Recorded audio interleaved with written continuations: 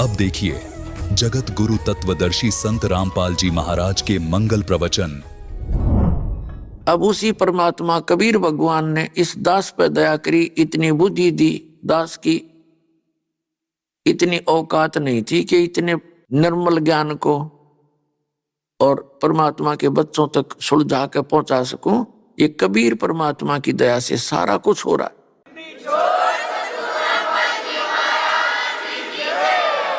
तो पुण्यात्मा जो प्रसंग चल रहा था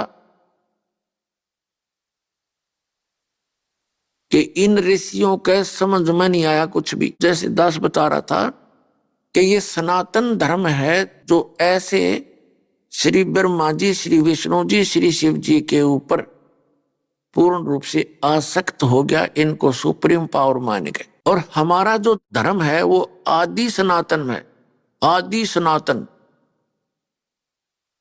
जैसे श्रीमद् भगवत गीता अध्याय नंबर 17 के श्लोक नंबर 23 में कहा है कि ओम तत् सत इति निर्देश है ब्रह्मण त्रिविध समर्थ है ब्राह्मणा तेन वेदा च यज्ञ विहिता पुरा। ब्राह्मण माने समझदार व्यक्ति, भक्त। ब्राह्मण का जो अर्थ होता है, एक तो ब्राह्मण सोए जो ब्रह्म पहचाने, यानी परमात्मा को जान ले, वो ब्राह्मण है। बाकी वैसे कहने मात्र से कोई ब्राह्मण बना रहे, वो ब्राह्मण नहीं है। और जितना वो ब्राह्मण है वो अपने सत्र का है। ज्ञानी भी अर्थ होता है ब्राह्मण का, और भक्त भी अर्थ होता है ब्राह्मण का। तो पहले से नहीं है सत्य इति निर्देश है ब्रह्मण त्रिविध समर्थ है ब्राह्मणा तेन वेदा च यज्ञ विहिता पुरा। ब्राह्मण माने समझदार व्यक्ति, भक्त। ब्राह्मण का जो अर्थ होता है, एक तो ब्राह्मण सोए जो ब्रह्म पहचाने, यानी परमात्मा को जान ले, वो ब्राह्मण है। बाकी वैसे कहने मात्र से कोई ब्राह्मण बना रहे, वो ब्राह्मण नहीं है।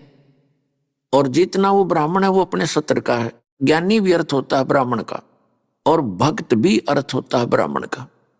तो पहले समय में भक्त, विद्वान भक्त इसी साधना से यज्ञ, धार्मिक अनुष्ठान ऐसे करते थे, इन 3 मंत्रों का जाप करते थे। क्योंकि शुरुआत जब आई,